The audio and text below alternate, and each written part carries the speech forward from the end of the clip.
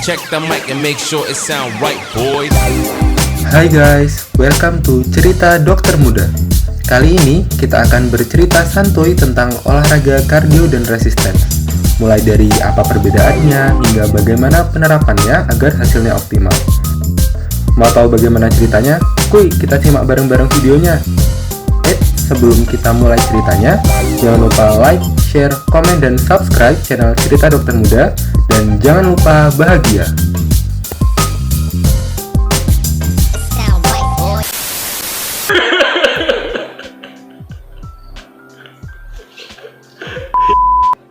Pertanyaan pertama ya, Hil. Oke, yuk. Apa bedanya olahraga kardio sama resisten? Beda gak? Dari namanya beda sih kayaknya. Beda ya? Beda jenis kayaknya.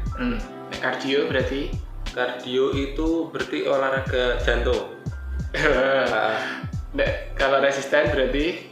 Olahraga resisten. Resisten. Berarti beda? Kayaknya sama sih. Sama-sama olahraga. Pertanyaan kedua. Kalau misalnya kita olahraga kardio sama resisten, kan tadi nggak tahu beda apa sama ya, itu boleh digabung kok nggak dalam suatu waktu? Harusnya sih boleh. Kan dua-duanya itu sama-sama olahraga kan. Olahraga itu kan baik untuk tubuh, menyehatkan. Jadi ya kenapa nggak digabung? Kesimpulannya nggak boleh digabung. Nggak boleh. Nggak boleh ya berarti. Capek lah, satu aja capek apalagi dua. Iya. Pertanyaan selanjutnya ya. Misal kowe latihan olahraga resisten misal, terus tanganmu ki sakit, kau berangkat-angkat, kowe boleh nggak misalnya besoknya langsung latihan lagi, boleh nggak menurutmu? Boleh nek kuat. Boleh nek kuat. Nek capek? Nek capek mending gak usah olahraga. Nek capek mending udahlah santai-santai dulu aja toh. Masih ada besok. Masih ada besok. Kalau bisa besok kenapa harus sekarang? Santai aja lah. Pertanyaan terakhir. Seberapa menurutmu ya, seberapa sering kita tuh harus olahraga biar tetap bisa merasa sehat, bugar? Seberapa sering? Seberapa sering? Pas weekend kayaknya. Pas weekend? Masa gitu sih? Lah masa enggak? Walah. Bener. Hai Guys. Hai Guys. Ketemu lagi sama Kita di Cerita Dokter Muda. Yang pagi ini jam 5:30 pagi kita mau membahas seputar pertanyaan-pertanyaan yang tadi udah diajukan sama si Alfian ke aku. Sebenarnya jawabanku tadi bener nggak sih gitu? Jadi kita udah coba searching ya dari berbagai literatur, jurnal dan sebagainya untuk membantu menjawab pertanyaan-pertanyaan yang mungkin juga kita tuh sering ya sebagai calon dokter juga kayak teman-teman SMA kita tuh ya sering tanya gitu, keluarga kita gitu ya. Wow. Tapi Dan kita sering nggak tahu jawabannya. dan alasannya karena kita belum jadi dokter. Belum jadi dokter, jadi kita nggak tahu jawabannya apa. Ya. Baca. Nah itu makanya kita udah coba cari ini tadi dari beberapa literatur. Semoga bisa menjawab ya teman-teman semua. Pertanyaan yang pertama tadi, sebenarnya apa sih bedanya dari olahraga kardio sama olahraga resisten tadi ya? Sebenarnya ada bedanya atau enggak? Atau malah jangan-jangan sama kayak menurutnya Hilmi tadi ya? Nah, jadi sebenarnya olahraga kardio sama olahraga resisten itu memiliki fokus tujuan yang berbeda. Nah, karena fokusnya berbeda, maka cara atau metode latihan dari kardio dan juga resisten itu tentunya berbeda kayak gitu. Nah, kalau dari kardio seperti namanya, kardio berarti dia fokusnya itu untuk jantung dan pernafasan, guys. Jadi untuk meningkatkan fungsi dari sistem perjantungan tubuh dan pernafasan gitu. Jadi biar lebih sehat lah intinya jantung dan pernafasan kita. Nah kalau dari olahraga resisten itu lebih berfokus kepada kekuatan otot, tulang, dan sendi. Jadi kalau misalnya tujuannya untuk bodybuilding, untuk otot, kekuatan otot, nah itu menggunakan jenis olahraga yang resisten kayak gitu. Contohnya kalau kardio dulu apa ya contohnya ya? Kardio untuk jantung berarti bisa lari, bisa jalan, Jalan ke tempat sarapan. Jalan ke Ya. tempat sarapan, atau misalkan itu kan endurance ya, berenang. Iya, atau hubungan dengan endurance. kekuatan, atau misalkan sepedaan gitu. Ya. Ya pokoknya intinya tuh lebih ke melatih ketahanan. Ya, ketahanan kita untuk melakukan suatu aktivitas ya, dalam betul. jangka waktu yang lama. Semakin lama berarti makin endurance-nya makin tinggi, Betul. ketahanannya makin tinggi, maksudnya gitu. Betul. Nah, bedanya dengan yang resisten, kalau resisten tadi kan kita fokusnya pada otot, kekuatan otot tulang dan sendi ya. Contohnya berarti apa? Misalkan angkat beban, Angkat galon ya. angkat galon itu kan suatu beban. Kalau kita angkat berulang-ulang, nanti ya menyebabkan otot yang digunakan untuk mengangkat itu berkontraksi. Nah, itulah prinsipnya si resistance. Jadi olahraga yang menyebabkan otot berkontraksi melawan tahanan, melawan beban. Nah, tadi kan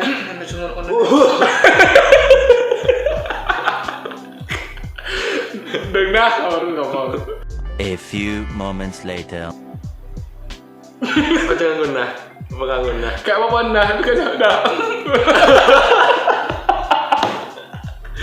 Nah, baik. It's time to stop! It's time to stop, okay? No more! Nah, berdasarkan dari pengertiannya tadi kan, resisten adalah olahraga yang menyebabkan otot itu berkontraksi melawan tahanan. Nah, sebenarnya tahanan itu bermacam-macam, nggak cuma galon doang, tapi bisa juga dari beban tubuh kita sendiri. Jadi kita melawan gravitasi. Contohnya misal kita push up, kita plank, itu kan kita menahan beban tubuh kita. Bisa juga menggunakan free weight, contohnya pakai dumbbell tadi. Bisa juga pakai alat-alat mesin itu yang bisa di tempat fitness, atau bisa juga pakai karet beban, resistance band itu juga bisa. Intinya tahanan-tahanan tadi itu memaksa otot untuk bekerja melawan tahanan, sehingga nantinya ototnya itu akan berkembang. Nah, ketika otot itu berkembang, lama-kelamaan tahanan yang terasa berat itu menjadi tidak berat lagi. Nah, terus kapan sih kita tuh boleh naik beban, kita boleh meningkatkan bebannya? Nah, itu ketika kita bisa melakukan 12 repetisi gerakan secara sempurna gitu. Misal otot bicep ya. Misalnya gini kan, sempurnanya ya udah 12 repetisi 12 ulangan kayak gini ya. Nggak Sampai boleh sempurna. misalkan kalian bantu pakai ini juga gitu. Oke. Nah, ini kan Sendi bahu gitu sendi ya. bahu Berarti nggak gitu. sempurna. Nah, ini nggak sempurna. Berarti belum waktunya buat naik beban kalau masih kayak gini. Oke, kita menuju ke pembahasan pertanyaan kedua ya. Pertanyaan Ya. kedua berarti Sebenarnya kardio sama resisten boleh digabung nggak sih? boleh digabung nggak ya Kan kira-kira? sama-sama olahraga tadi katanya. Tapi kira-kira dalam satu waktu tuh kita boleh nggak ya menggabungkan? Apakah efeknya itu sinergis, saling membantu, Atau gimana? atau gimana? Nah, dari jurnal yang telah dibaca Hilmi menyebutkan bahwa Jadi, berdasarkan jurnal yang kita baca, itu antara resistance dan endurance itu dia menghasilkan suatu komponen yang saling berlawanan. Ya, jadi dari resistance itu dia akan meningkatkan yang namanya mTOR.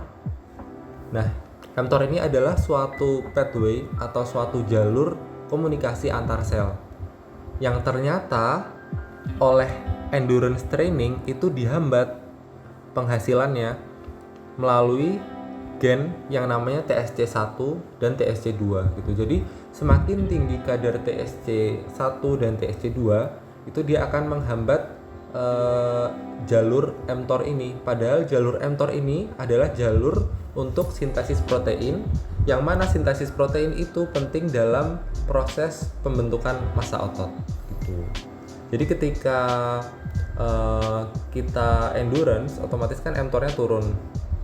Jadi untuk hipertrofi otot itu akan tidak maksimal. Jadi kalau kesimpulannya dari jurnal ini, lebih baik antara resistance, kalau misalkan tujuannya untuk hipertrofi otot ya, itu resisten dan endurance atau resisten dan cardio itu jangan digabung gitu. Kecuali misalkan tujuan kalian itu adalah untuk defisit kalori. Untuk defisit kalori nggak masalah, dua-duanya digabung nggak apa-apa. Tapi kalau misalnya kalian pengen besarin otot, ya resisten aja, jangan digabung endurance dalam satu waktu. Nah gitu guys, jadi jawaban dari Hilmi ya. Nah tadi kan berarti nggak boleh kan ya antara dalam satu waktu kita habis kardio langsung ke resisten gitu. Berarti harus ada waktu intervalnya. Terus pertanyaannya, seberapa lama sih waktu interval yang direkomendasikan agar kita bisa dari latihan sesi A ke latihan sesi B gitu? Minimal berapa lama intervalnya? Kalau dari literatur yang kami baca itu interval antara resisten dan kardio itu 6 jam. Jadi harus ada jarak minimal 6 jam. Misalkan kalian habis kardio, 6 jam berikutnya baru resisten. Gitu. Jadi misalnya kalau dari diaplikasikan sehari-hari ya, misalnya pagi setelah bangun gitu ya, aktivitas pagi biasanya, terus habis itu misalnya olahraga dulu lah, entah kardio atau resisten di rumah selama mungkin berapa 30 menit atau berapa, nanti sorenya baru melakukan yang satunya gitu kan ya. Terus lanjut ke pertanyaan ketiga. Misal hari ini aku resisten latihan tangan. Nah boleh nggak sih besoknya tuh aku latihan tangan lagi langsung? Jawabannya nggak boleh. Karena tubuh itu atau otot itu memiliki yang namanya recovery time. Jadi waktu untuk beristirahat. Dan recovery time itu berkisar antara 1 sampai 2 hari. Ya. Jadi pada intinya ya jangan sampai overuse juga gitu kan otot yang kita gunakan. Atau boleh kok tiap hari beban asalkan kelompok otot yang dilatih itu berbeda. Ya, misal hari ini kita latihan tangan. Misal hari ini kita latihan tangan kanan, besok tangan kiri. Enggak.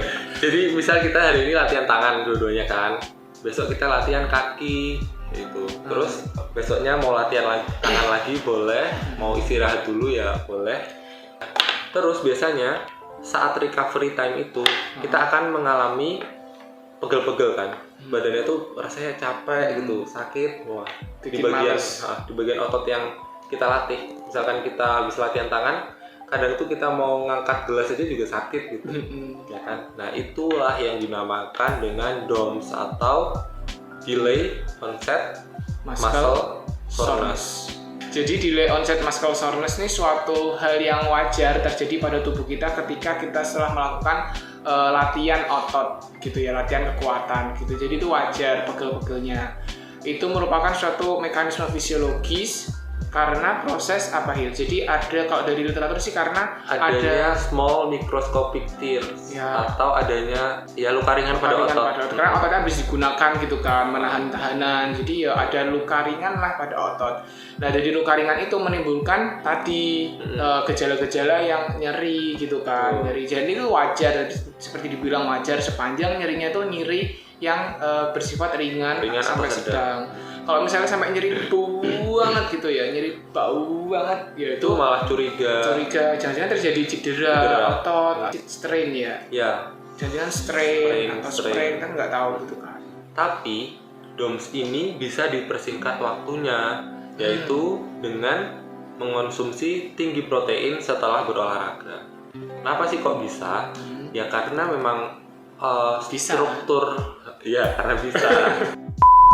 Karena memang struktur pembentuk otot itu adalah protein, makanya ketika kita intake proteinnya tinggi, maka proses recovery dari otot itu juga akan semakin cepat.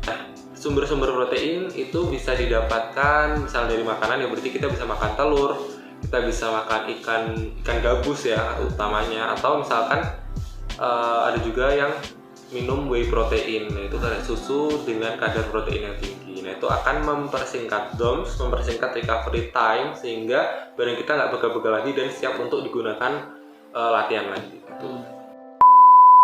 Nah terus nih pertanyaan terakhir, seberapa sering aku harus berolahraga biar tubuhku bugar? Seberapa sering kamu harus berolahraga agar tubuhmu bugar?